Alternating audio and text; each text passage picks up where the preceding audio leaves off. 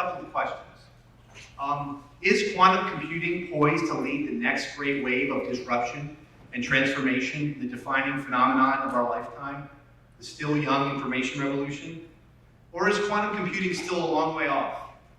Is it a pipe dream on the lab bench in Menlo Park, seeking to crack the secrets of the subatomic universe with the promise that these machines will supplant the best processors on the market today?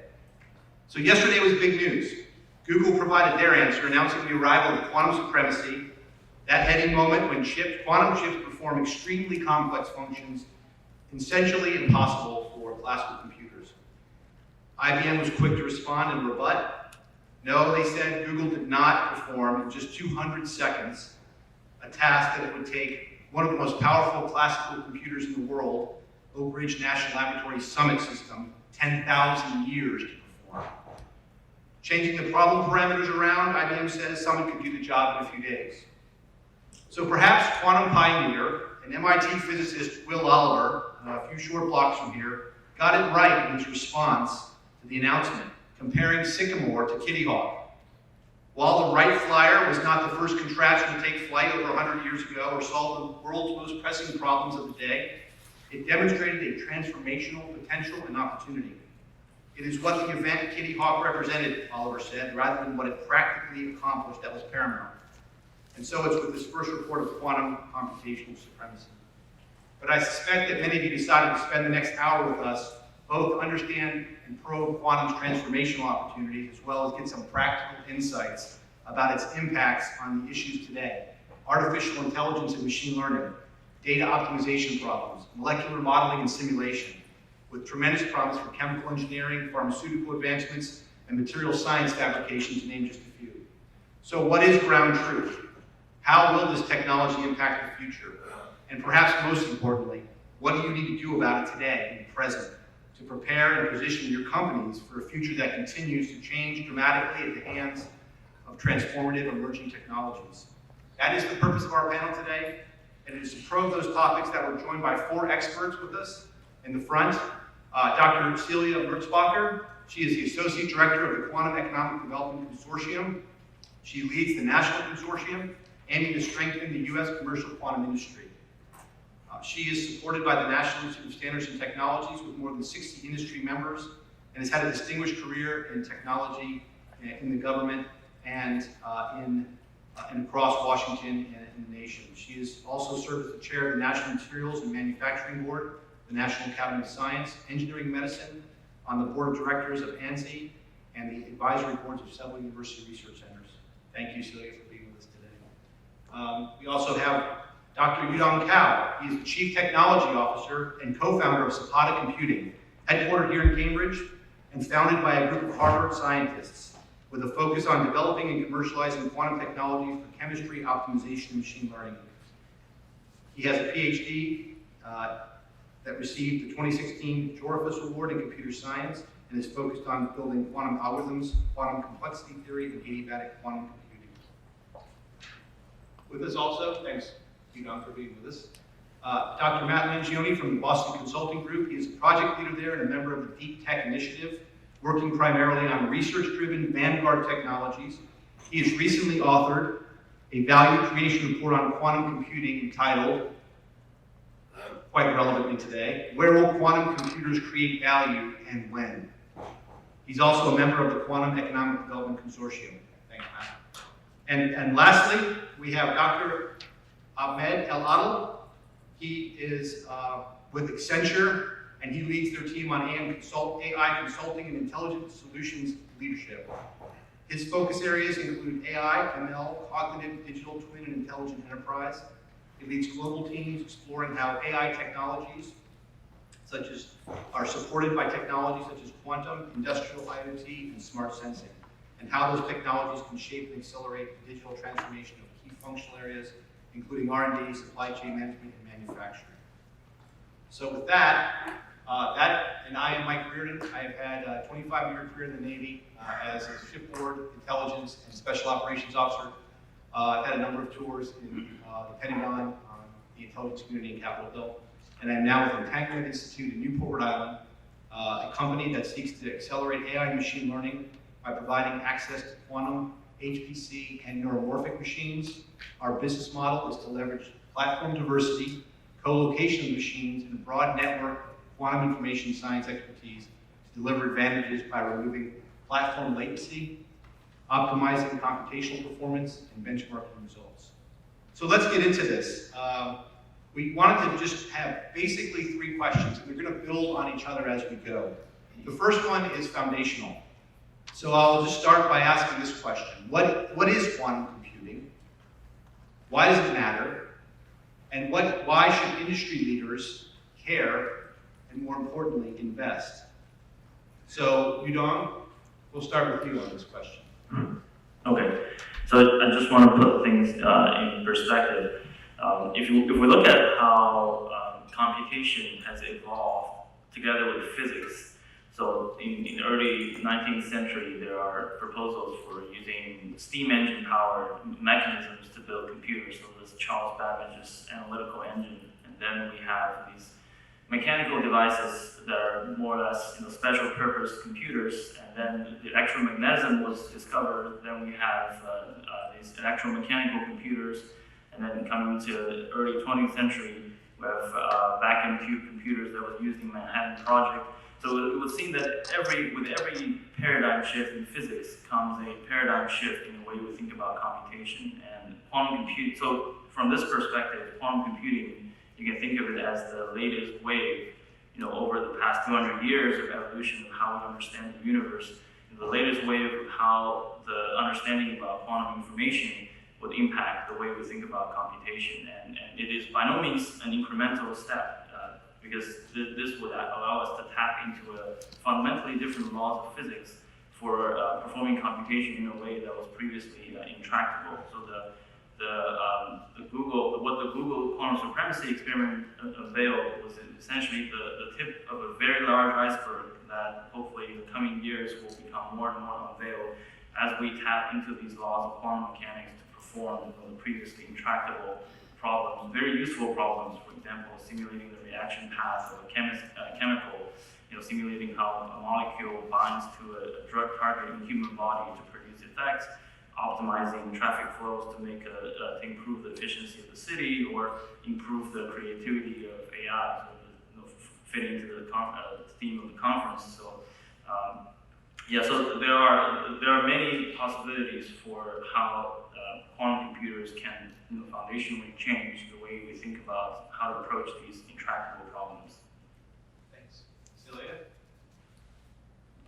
Thanks. I'd like to add to what Yudong described and sort of emphasize that quantum computers are not going to replace existing technology, but be complementary, and that in the near future and possibly in a long term as well, the technology is going to be a heterogeneous one or hybrid approach where, and this is where I think software is going to be essential to leveraging and combining the strengths of these different technologies into solutions for some of the problems. Some may be addressed really by quantum computing alone, but I think a lot of things are going to require some hybrid system. Great.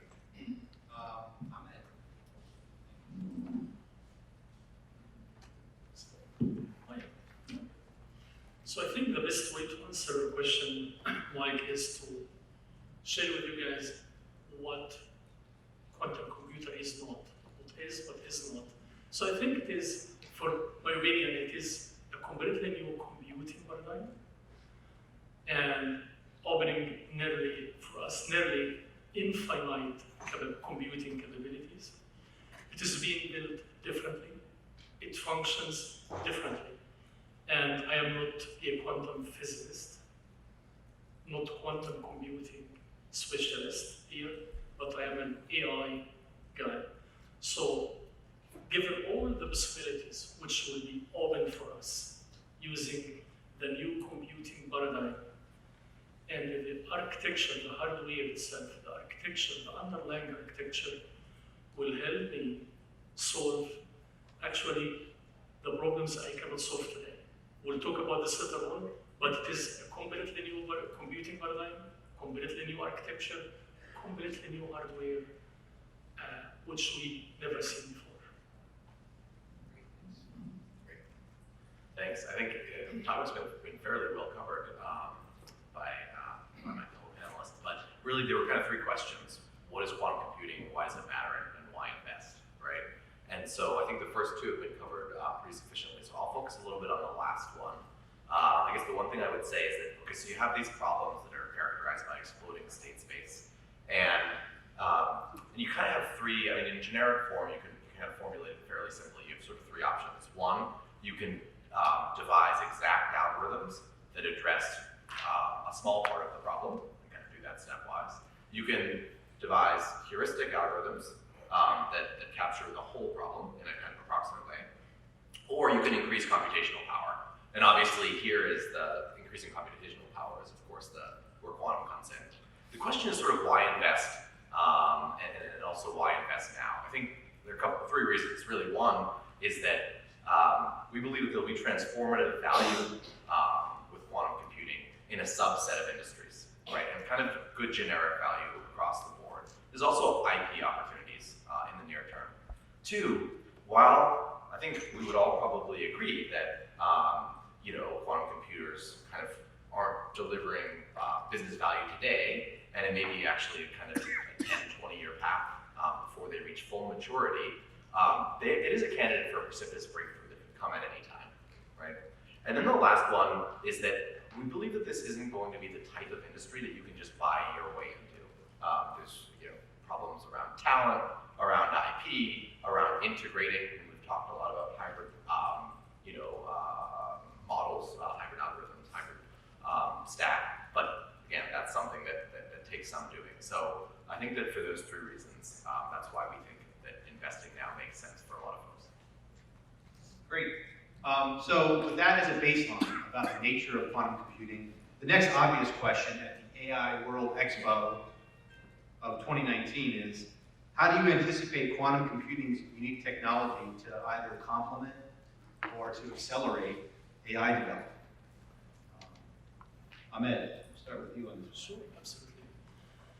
Okay, so I think all of us here understand more, share more about AI adoption in the industries, different industries.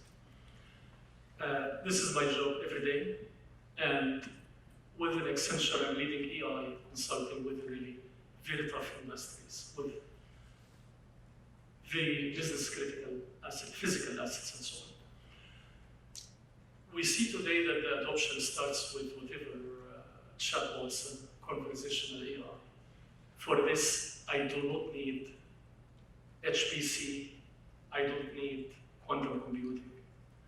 But for the serious AI or serious application of AI in the industries, we are reaching the limits of any HPC computer can have today, except at the summit, which we don't have access to in the Oak Ridge laboratories. So the traditional HPC are not enough.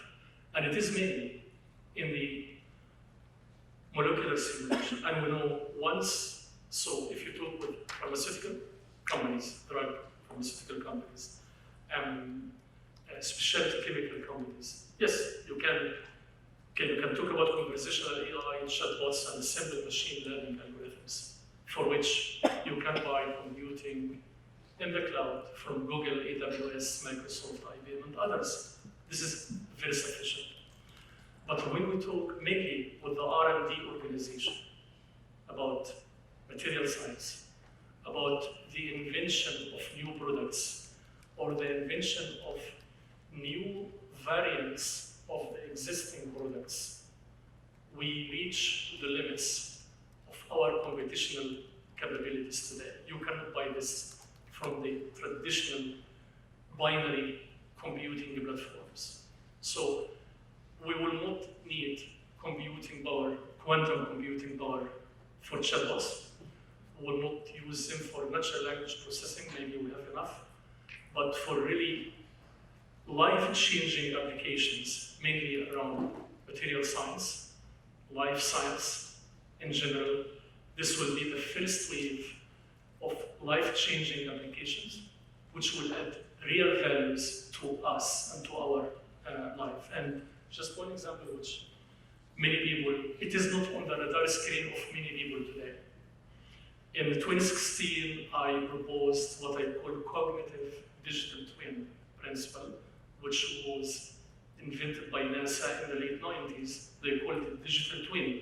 And in 2016, I said, okay guys, we have to give this digital twin a brain, cognitive capabilities. And instead of collecting your data in data lake or data lakes, and just every day dumping gigabytes of data in those lakes, I wanted to use artificial intelligence capabilities to continuously convert the data to knowledge, like what our human brain is doing as we interact with each other now. So everyone was laughing at me. And one application, I said, cognitive digital twin will transform the healthcare industry and drug industry.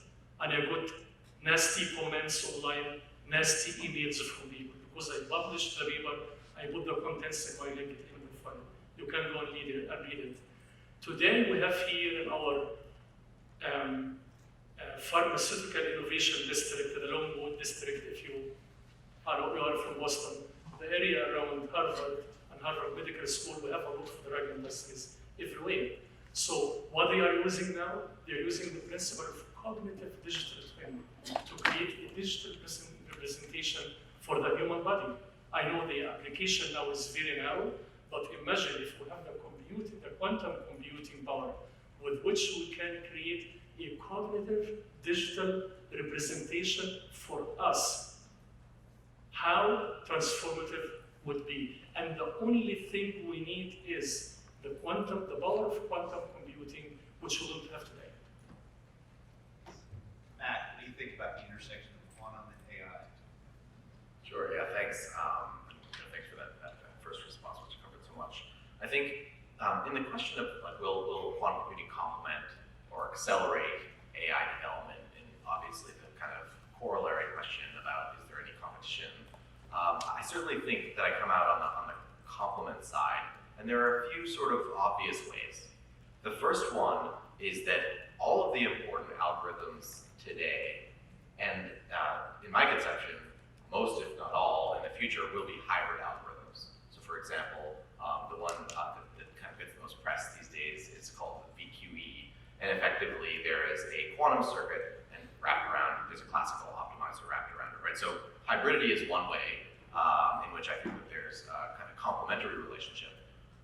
Another way is just more around the inverse law of disruption, where classical innovation will be accelerated by the presence of the threat or rising tide of quantum innovation, right? And one example of that, and it's not a perfect example, but when Google announced the quantum supremacy experiment, of course, the day earlier, IBM, basically they had said that they could do this pseudo random number generation in 200 seconds, and it would take a classical computer 10,000 years. But then, IBM did some configurations and got it down to 2.5 days, right? So it's still 200 seconds versus 2.5 days.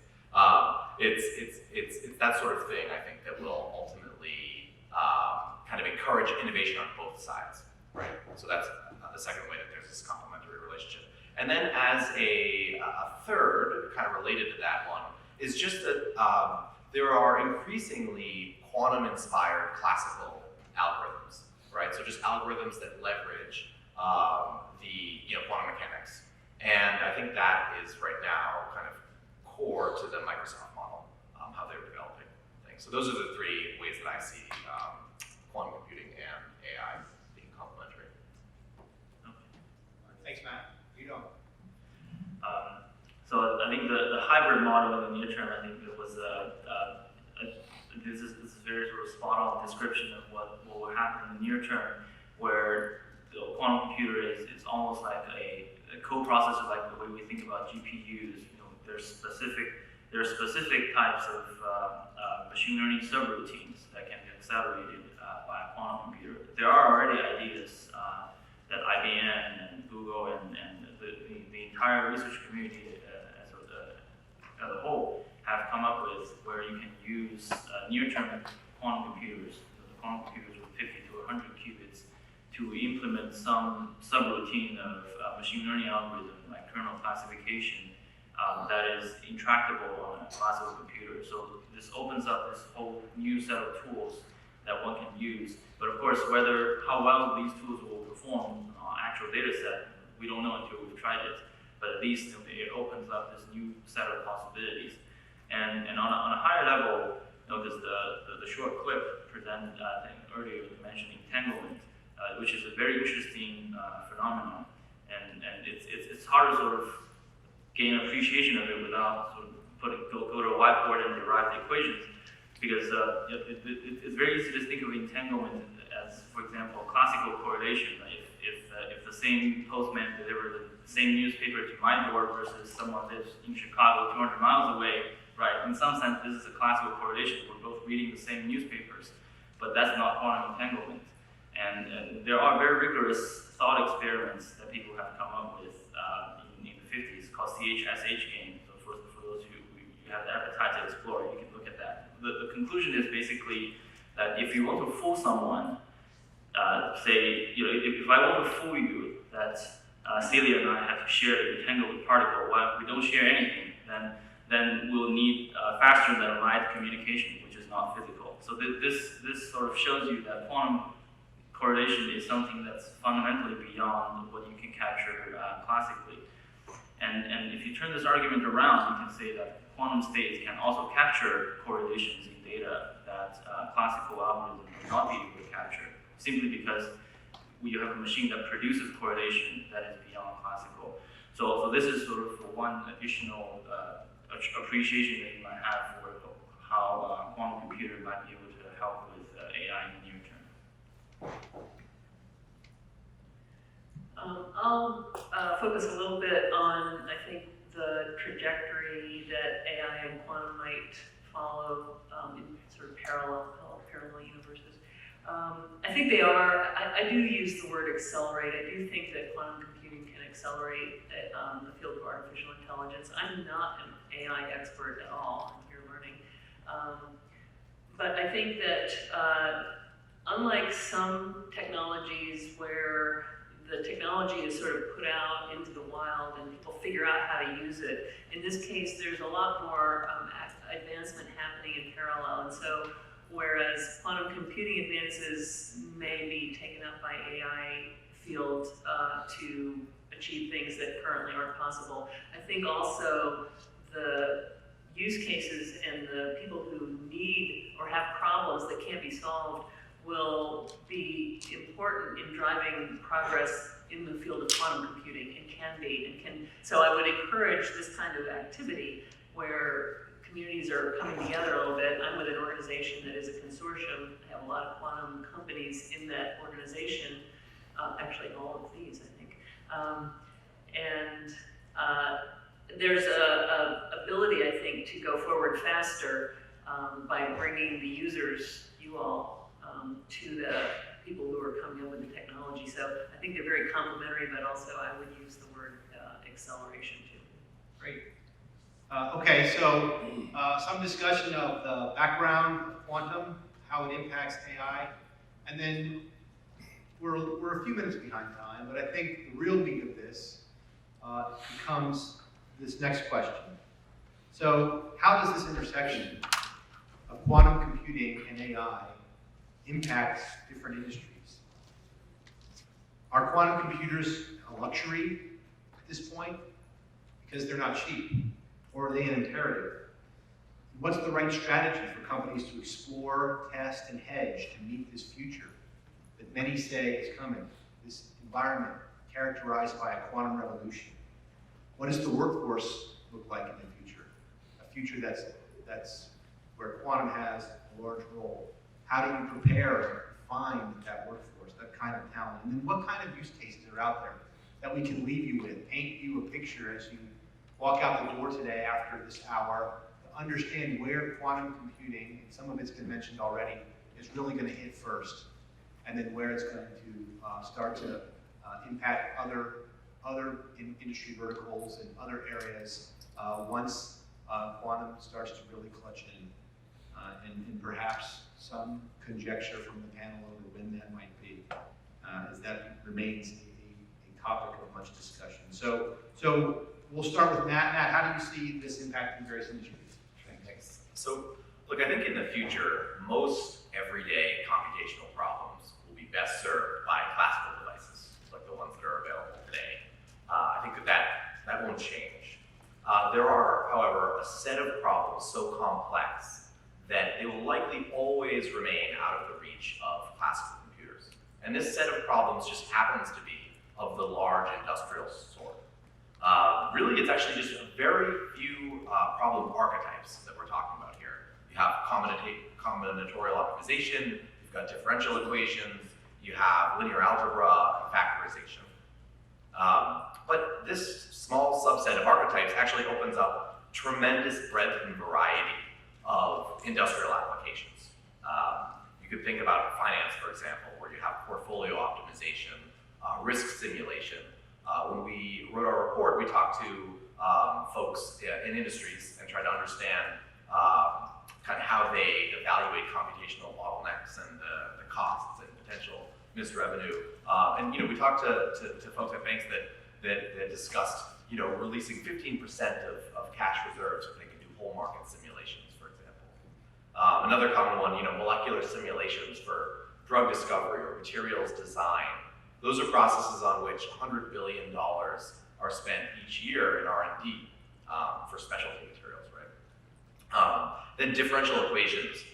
You can think about like computational fluid dynamics simulations that again address kind of either a very heuristic space or address only a small part of a problem. And if you were to replace, say, wind tunnel testing, right, that's $30 billion a year spent on wind tunnel testing. So I think that the opportunity is potentially transformative.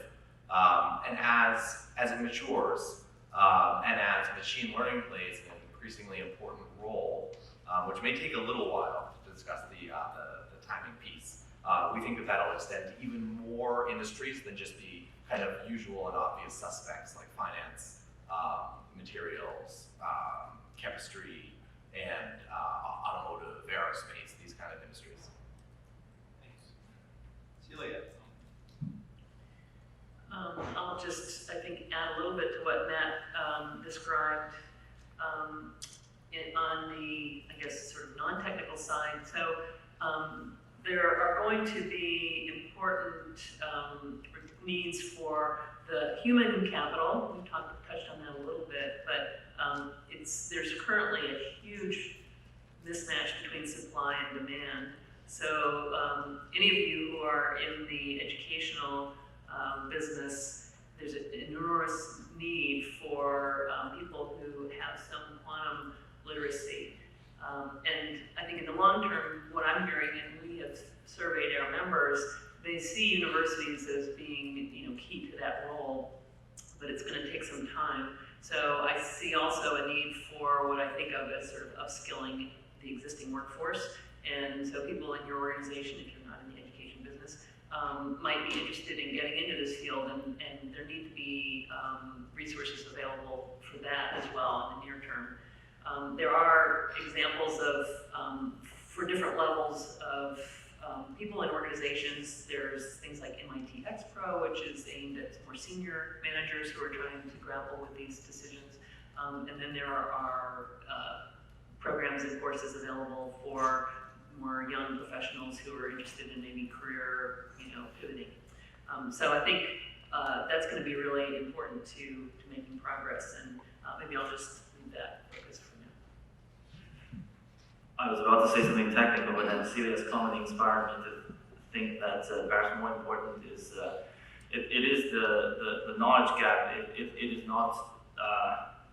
not trivial to go over. I mean, this is coming from my own experience of speaking with who have customers in finance, in pharmaceutical industry, and in other verticals. And for us, we're a company of 20 PhDs in quantum computing algorithms.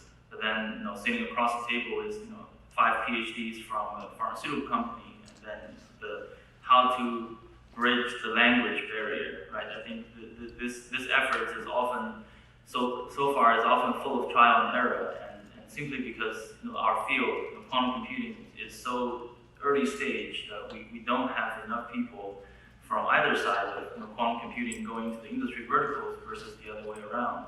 And so this makes for a lot of opportunities to fill the gap in between in terms of expertise and also in terms of software development. We've already started seeing some of that happening. For example, some folks at Flatiron Institute, they start building the protein folding platform with a back end that's connected to a quantum device. So some of the lead developers in the machine learning packages are also thinking about integrating some sort of primitive quantum computing interfaces, just so there's sort of future opportunity for people to enter the field, and they can contribute to this sort of linkage between the very sort of academic world of quantum algorithms to the actual practical problems of real world use. So I think that is actually a very real bottleneck that we're facing now in the field. If we want to bring quantum computing from the ivory tower of quantum supremacy to actual use in these very impactful, very high value problems. Okay, so let me take a step back and share something around how quantum and AI will help each other. So AI, we have three major pillars: machine learning, knowledge representation, and reasoning. All what we are doing today so far is around the first pillar, machine learning. Whether you do simple stuff or you are using multi-agent reinforcement learning, for example. But we know that we cannot make a lot of progress in artificial intelligence application without the other two pillars. Knowledge representation, that the machines can use the knowledge they generate, the knowledge we give them to take a better decision. The third one, which is the most complicated pillar, is human-like reasoning, or human-type reasoning. We don't have this today. It is an academic exercise, there are a lot of work, a lot of progress, but we know if we want to make real breakthroughs in artificial intelligence applications, we will need more computing power. Our brain today has enough computing power that when I see something, my brain put it in the right frame of reasoning that I can understand this, because recognition is not just areas of colors or geometrical shape and all of this stuff. It is more than that. And we understand from the brain, we have different frames of reasoning, and our brain is switching between any number of frames in nearly in zero time. While I'm speaking, it is doing this right now for me. But I can remember, I can talk, and I can understand you. So what I want to say here, it is proven that to make this breakthrough happen, that we have what we call artificial general intelligence. We need the computing power, which quantum computing will offer us hopefully 3 or 5 years from today. And once we make this breakthrough, I do not see any industry will not positively affected. It will be across the board, across the functional areas will benefit out of it, adding strong knowledge representation to our artificial intelligence algorithms, and adding the n number required, or n number of required frames of reasoning in nearly zero time. So mindful of the desire to leave some time for question and answer, we just are going to ask each panelist to give us a few key takeaways in about a 1-minute wrap up here, and then we'll get to Q&A with the time remaining. So Celia, why don't we start with you?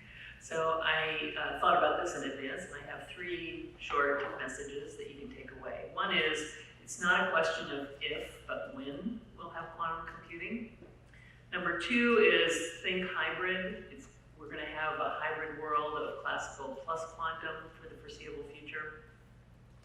And third, you can help create that future.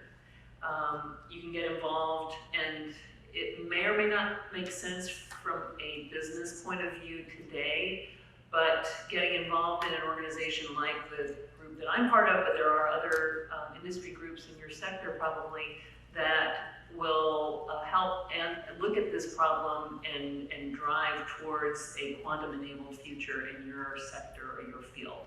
So get involved and help create the quantum future.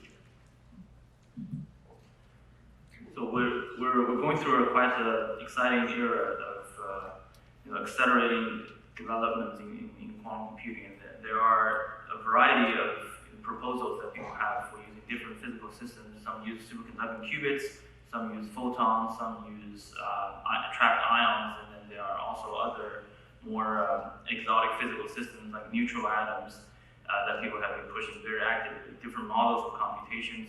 So it's a very diverse landscape, and it's sometimes not easy to navigate.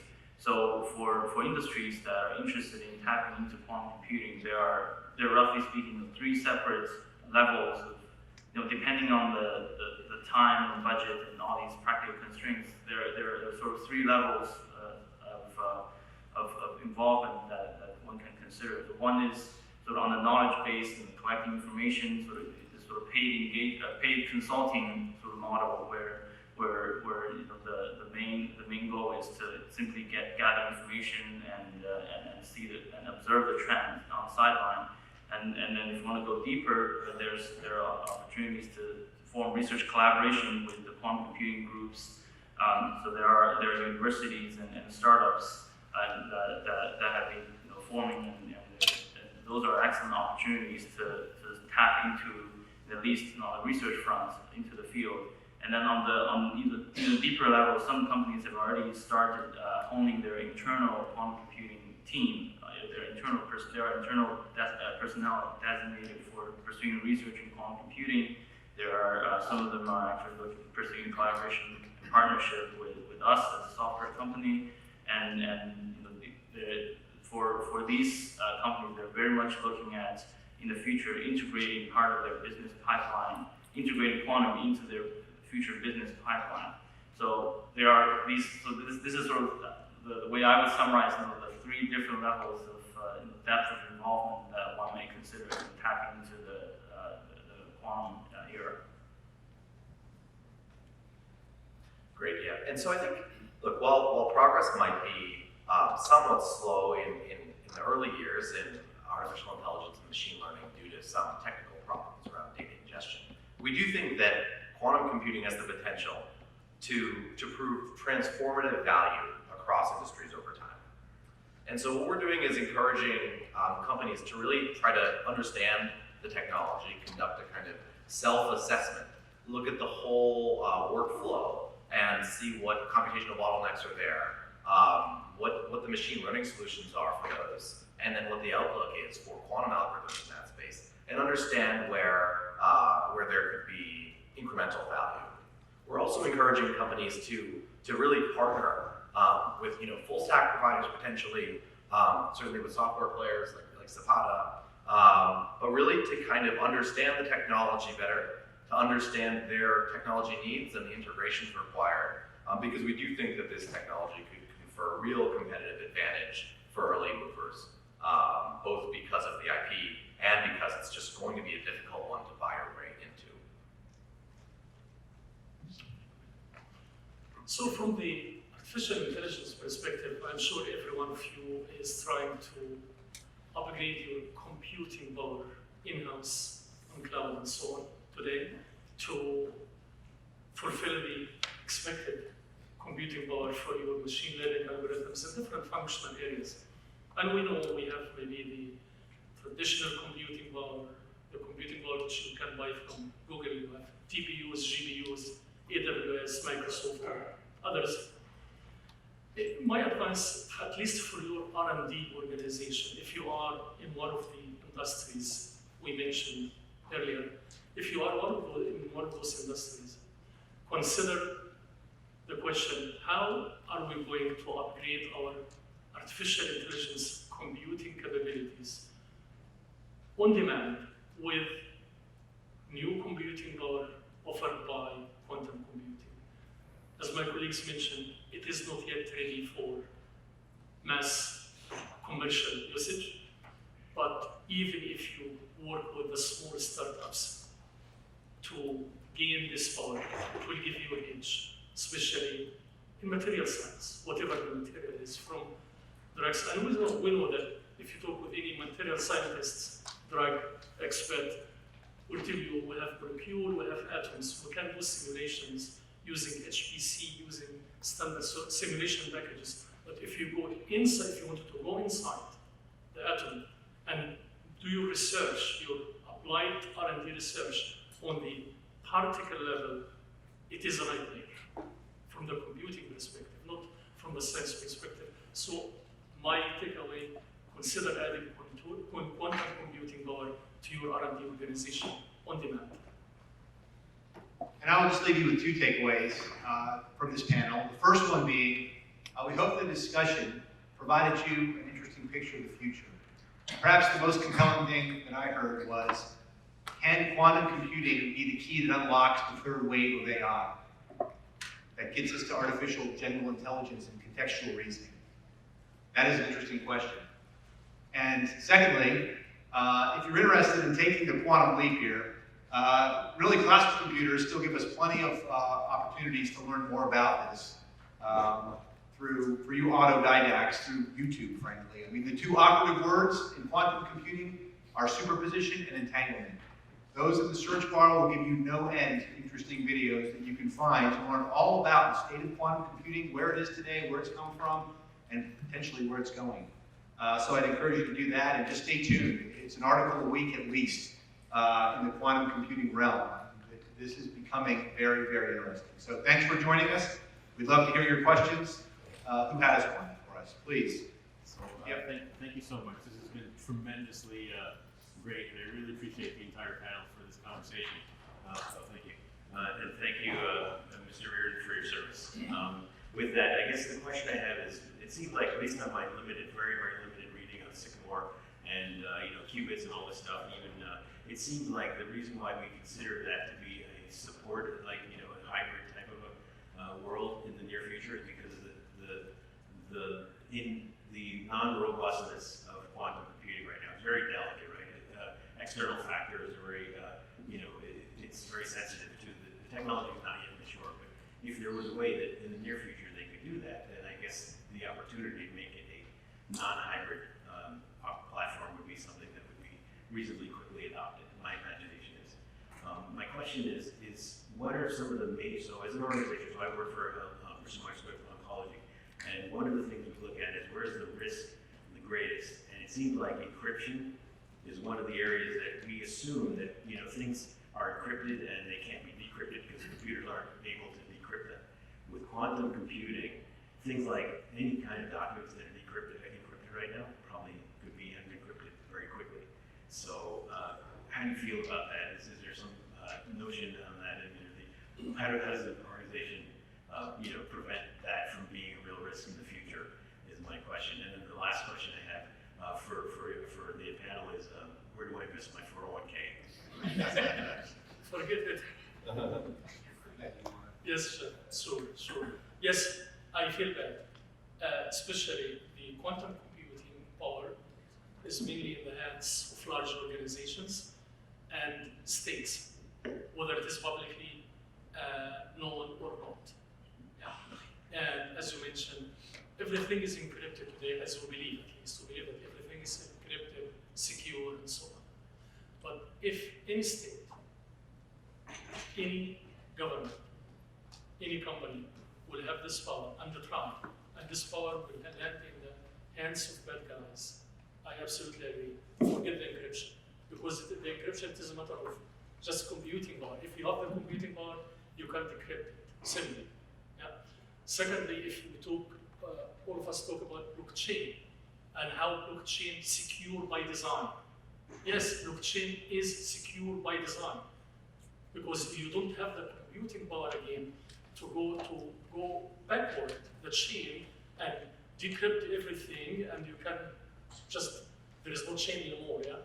And again, we see blockchain adoption in financial industry is really progressing very well and very fast.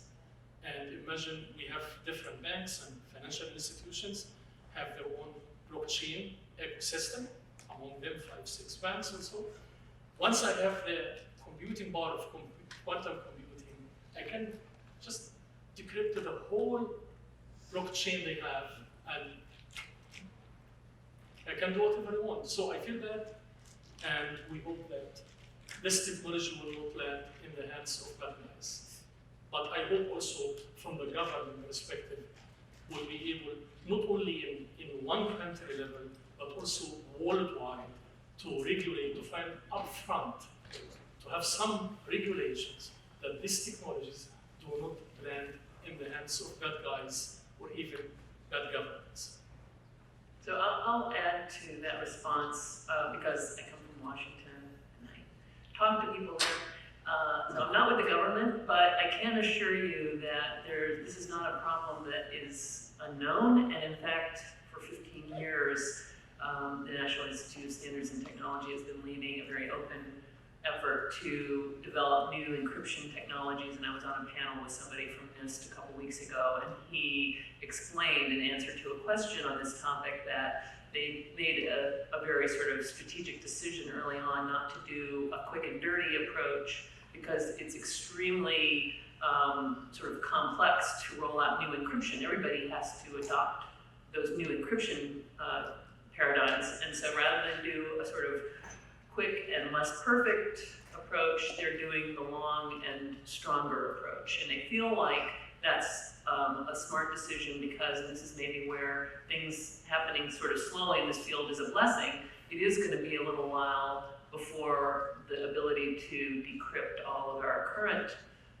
encryption technologies is available. I would never assume that just because we discover it first here, it won't be available to everyone shortly thereafter. And so I think you have to assume that that would be the case. Just my view on that. We have time for one more question, and I'll also basically go out on a limb here and perhaps ask the panelists, if you do have questions, we might be able to give you a few minutes in the back of the room. We want to turn the room over to the next group. So next question, go ahead. Sorry. Thank you so much. This is like probably one of the best sessions for the last 2 days. My question is sort of more on like, there was a lot of conversation about like understanding the AI algorithms and technology, how they're really evolving and doing more on the explanatory part of things, because there's so many issues, concerns, and all that still with ethics wise. So what are your thoughts on like by harnessing quantum computing? Are we like, could we be pushing it a little too much and really lose control of what we're really making, and all those science fiction fears could actually come to reality to some extent? So The ethical question is a good one. I appreciate that you're raising that issue. Because there is a race for the technology, and ethics usually falls behind. when do we draw the line? Yeah, you remind me of this thing. Last year, I think this was the first time that our company was mentioned in an article called "Quantum Computing and Ethics," and it was because last year it was actually under my supervision that we put a paper on the archive showing how you can use a near-term quantum computer to perform integer factorization, and we benchmarked the algorithm very carefully, and it was seen that you can factor the RSA 2048-bit RSA number, which is what 80% of what internet encryption uses. You can factor that with 6,000 high-quality logical, high-quality physical qubits. So you can do the math on if the number of qubits double in every year, maybe in 10 years or so, we'll get to 6,000, then we'll be able to compromise some of this. So that's how that is definitely a major ethics concern. And in that particular case, what we did is we just uploaded the paper and all the details, all the data onto the archive, so that people of the world can examine this. But that is perhaps the sort of the right thing to do in that circumstance. But the byproduct of that effort is that you can also use the same technique for many of the other similar problems, many of the combinatorial optimization problems, like vehicle routing and a wide variety of industry optimization problems. So, I do see that there is a sort of concerning byproduct, concerning ethics, of what we produce. But the best thing that I think as scientists can do is to be honest and transparent about how we arrive at this every step of the way, so that if in the future, right, there was to be some sort of catastrophic tendency, for things to go wrong, then at least someone would have a way to backtrack and say, hey, these guys did this, so maybe that's what the bad guys used.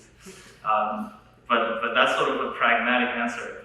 I don't have a philosophical answer to how the impact of science on humanity as a whole, right? Because we have nuclear weapons, but we also have nuclear power plants, and a lot of the technology that we developed was actually due to war efforts. Think about radar, think about laser, and all that.